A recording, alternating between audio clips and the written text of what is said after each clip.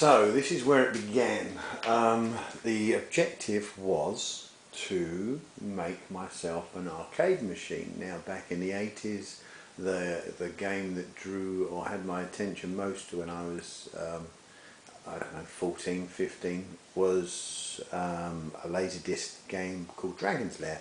Now recently I found online some plans, and I thought about doing this for a while since I realised you could emulate the old Dragon's Lair machines on your computer, but the cabinet was always a problem. It was just an unusual looking cabinet. Now recently I found online, after going through some forums, who is this guy? The Jacobud.com has some plans. Now that's all lovely, very nicely done plans, and if you just took them as they were, you could make yourself a cabinet. That wouldn't be a problem. There's a few, they're very detailed.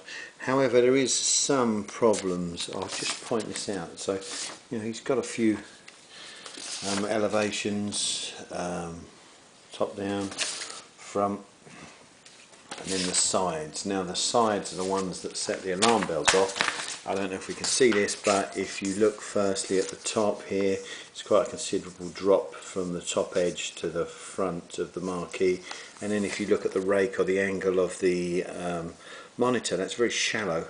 I think it's more of a 45 degrees, but anyway, that was sort of giving me some incentive to do it. It gives the overall height and all that, which looks pretty good, but with these problems and these measurements not being exact, I was a bit reluctant. However, upon further examination on the internet and some of the forums, I found somebody's actually done a breakdown of all the panels and all the sizes.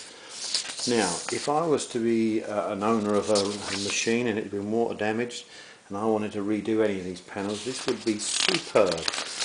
Whoever's done this literally has broken down all of the panels. That's the back access door, 23.5 by 39.5, the lamp holder, 23.5 by 7.5, etc, etc. This is pretty good stuff, the coin.